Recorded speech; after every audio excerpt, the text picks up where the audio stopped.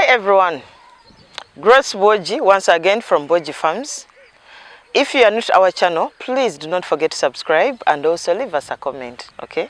Today, we want us to talk about the farm hacks.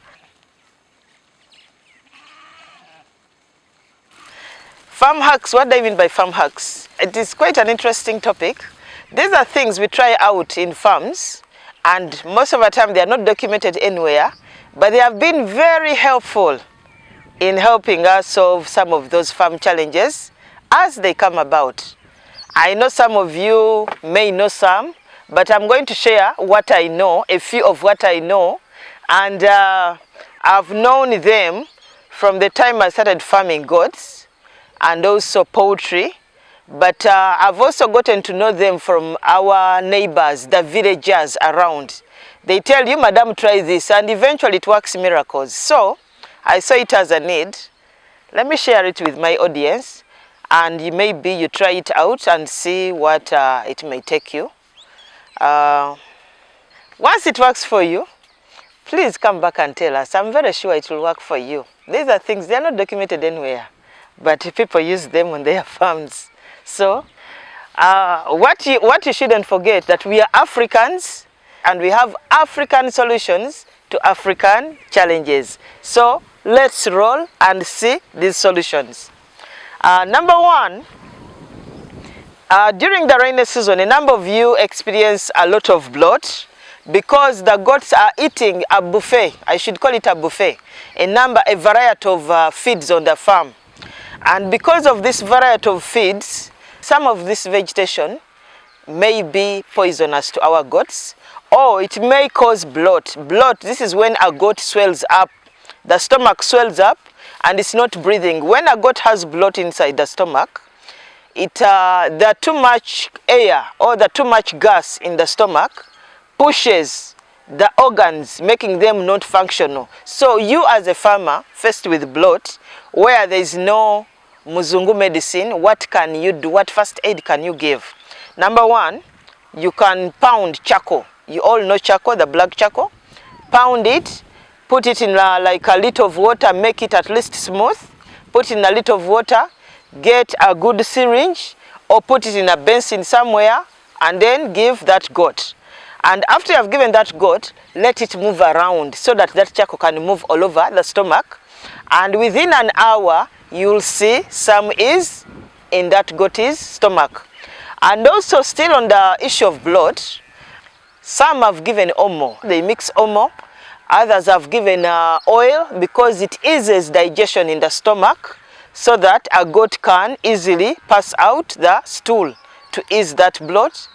It has been demonstrated that goats love soapy water. And I guess if you put some little omo in that water, it could be a solution to solving some of those digestion challenges like bloat in your goats. From my experience as a farmer, I've seen goats take soapy water.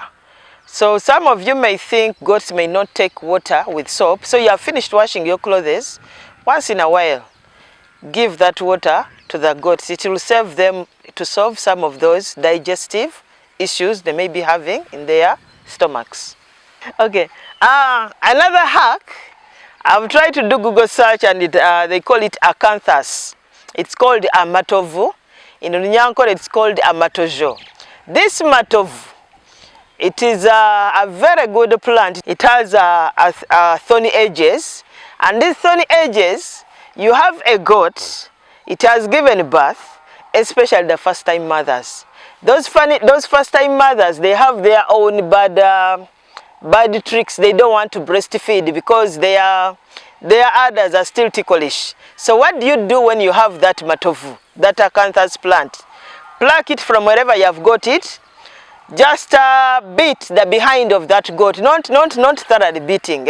Just pass it around the behind of that goat, and that itching, because of the itching of the thorny edges of that plant, it will cause it to look for its baby and breastfeed the baby immediately.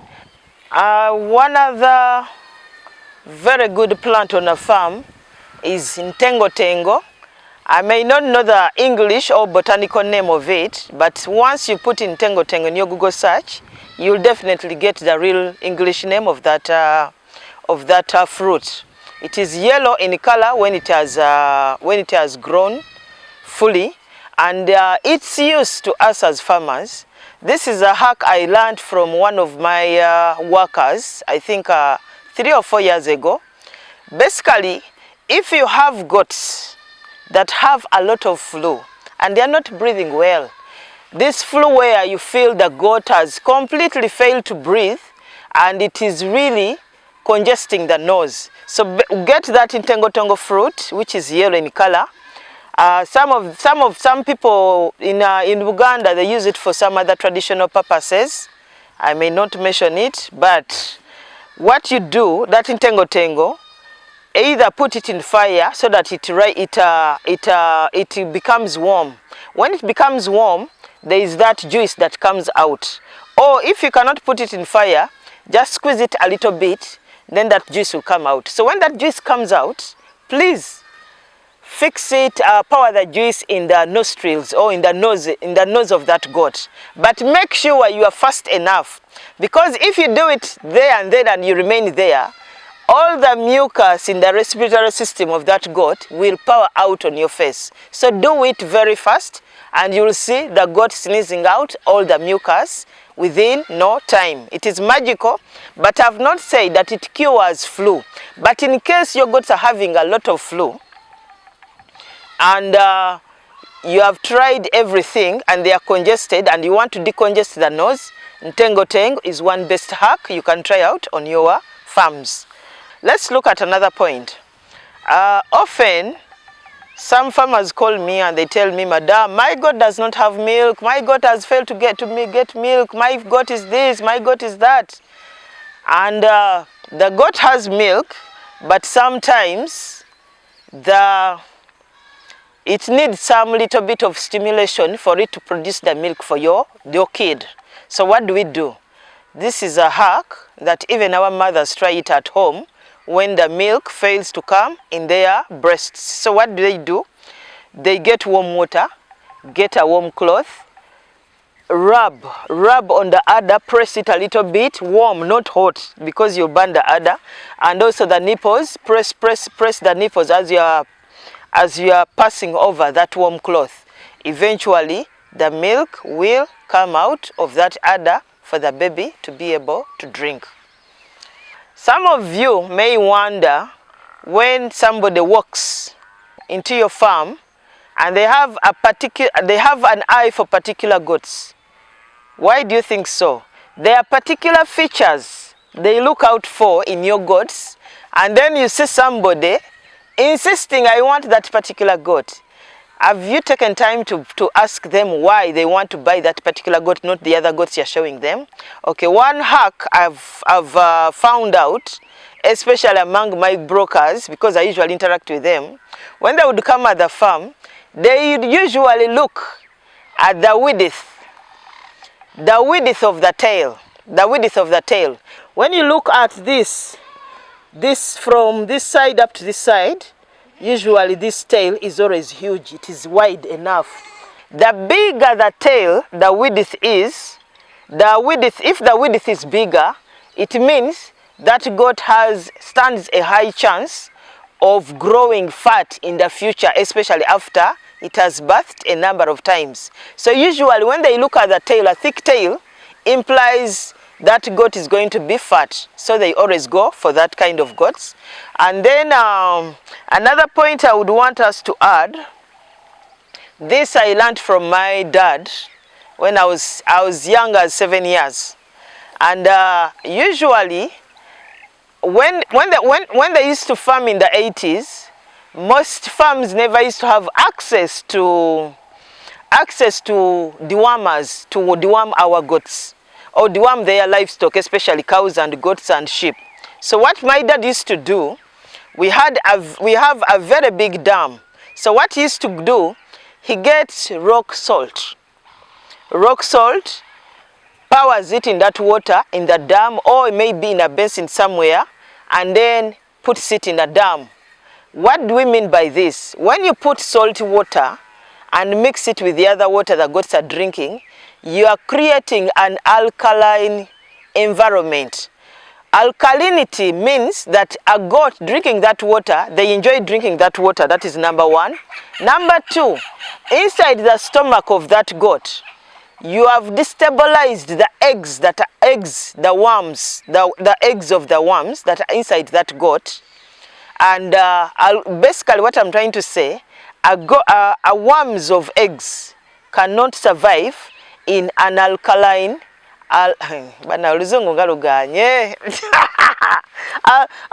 olunyo, they call it olunyo. I don't know how I can explain it. What you should know, the eggs of the worms rarely survive in an environment where the water is alkaline. Basically, if that water has olunyo, you limit or you reduce the many worms, the eggs that are going to hatch in that water. So my dad used to put sacks, at least 3 or 4 sacks, after 3 months in our dam. But usually when you do this, make sure that dam, the water is specifically used for only livestock, not human use like washing clothes, because alkaline water will automatically will break up somebody's clothes. But also giving too much salt to livestock is not also good. Too much salt means it may bring infertility in goats. When they take too much salt, they become infertile. Unless if you are fattening your goats for slaughter purposes. But if you are for breeding and you want to reduce on the worms, just put some salt, especially like maybe 3 times a week, or you can put in the dishes where they drink from the water troughs. You put in some salt, you are reducing the number of eggs in the stomach of that goat. But also not forgetting that your goats are failing to drink water. Some of you call me, my goats don't drink water. No, you can ask them to drink water by once in a while. Surprise their intestines by putting some water in some salt in the troughs so that they can be pushed to drink that water. It's just like eggs of feeding your goats water from a borehole. Borehole water rarely gets eggs because it is salty. Gaina olunya, amazzi gaina olunyo. Olunyo olwo luyamba nnyo embuzi zigeja, that is one. Number two, it reduces on the worm burden in your herd by giving water which has salt. However, if you are to use that water for other purposes, for example like home use or like washing clothes, please, I wouldn't advise you to put salt in that dam. Because if, for example, use that dam which has salt, it means your clothes will not last for long. They will break into small pieces over time.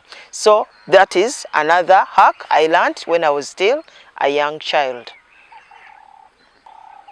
Another plant I learned recently, and I learned from a farmer who had come to visit me here, and he checked out my local chicken, and he told me, I wouldn't advise you, since you're on a farm and you want to go organic, I wouldn't advise you to go for the drugs they sell out there to control worms in your poultry, especially the local chicken. So what he told me, I'm yet to try it out. Get the sisal plant. The sisal plant, this is the plant where they get from ropes to use to tie on what? To tie the goats. So get that fresh sisal plant, get 1 piece of it, cut it into small pieces, pound it, and then boil it, and let that water cool down, and then give it to your chicken at least once a day or once a month. That will help reduce the worm burden in your poultry. I don't know if some of you have tried it out. Please let me know. I've not yet tried it out, but this is something was told to me by a farmer friend who came here to visit. Luckily enough, I have a number of plants that I had planted at the farm, and I was planning to use them for other purposes. But since it is readily available, I'm going to try it out and see how it works. One other hack is a male flower. In Buganda we call it empumumpu. In Ankole they call it mikakana. Usually when we have plantations, banana plantations, we usually discard these things off. And when you go in supermarkets outside Uganda, like in Europe, these male flowers are sold very expensively. But for us, we just discard them off and we leave them to rot in the banana plantation. But here is the one hack you can use them for, especially if you are on a livestock farm. Are you one farmer who is always crying, my goats do not have enough milk? My goats are not having, they are not feeding the babies to 3 months. What can you do with this simple mumpo or this mikakana or this male flower? Harvest it, let the boys cut it into smaller pieces, let them dry it for 1 or 2 or 3 days in raw. After it has dried, let them mix it with some other dry plant, maybe banana peelings, or maybe sweet potato peelings or sweet potato vines. They mix it together and then they sprinkle a little bit of salt. I've told you salt is an appetizer for most goats. They are always moved by the salt in anything you want them to eat. So get some water, mix the water with salt, sprinkle on that mikakan, on that mixture. Let your goat mothers eat that mixture of the male flour, which is already dried, and you see how it performs. I, for one, have tried it out. I never let any mikakana go to waste in my banana plantation. I always harvest it, dry it somewhere on a tundubali, give it to my mother goats, and they always enjoy it. They're always looking out for it because it's a delicacy now. Lastly, for farmers with many goats, this may come, some of you may have faced it already. There are those particular goats that are very naughty. They are notorious. They always wander off to people's gardens. You have tried each and everything. Actually, in the previous years, what I used to do, I used to sell them off for slaughter. But I realized I was losing some of my best females because they were naughty, wandering off to people's gardens, and it was always chaotic when goats wander off to people's gardens. So one hack I copied from among the cattle farmers, especially the local cows. There is that bell they tie around the cows, especially if the cows clock to 100. If a herd has 100 cows, they always give the 100 cow, they put a bell. But for me, I'm using it for a different purpose.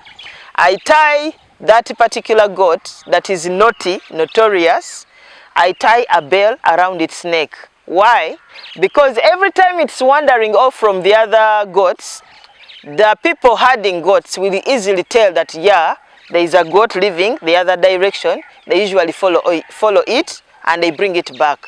But also, one thing about these notorious goats, there is a way they control others, that when it's moving in this direction, even other goats will follow them. So I put that bell to be able, for my boys to be able to identify those particular goats, especially if they are going to wander off further away from the other goats, or they are going to wander off to people's gardens. You know that conflict that is always there between livestock farmers and crop farmers. We don't want that conflict to happen amongst our neighbors, because we both feed from each other. Give them our products, they also give us their products. So we don't want to be in conflict all the time. So we tie that cabell around the neck to notify us that, you know, this goat is running away, it is going this direction, and then we go and run after it and then we bring it back. These are things I've learned over time as a rural farmer in Uganda. Guys, I hope this video is going to be helpful to farmers, especially in a rural setting like me, because I, for one, most of these hacks have been handy, especially where drugs are not readily available or where vet services are not readily available. They have really worked wonders for me. And if you have any hacks and you want to share them, please don't forget, share them in the comment section. We shall readily reply or respond to your comment. Please, let's learn from each other. Thank you for watching.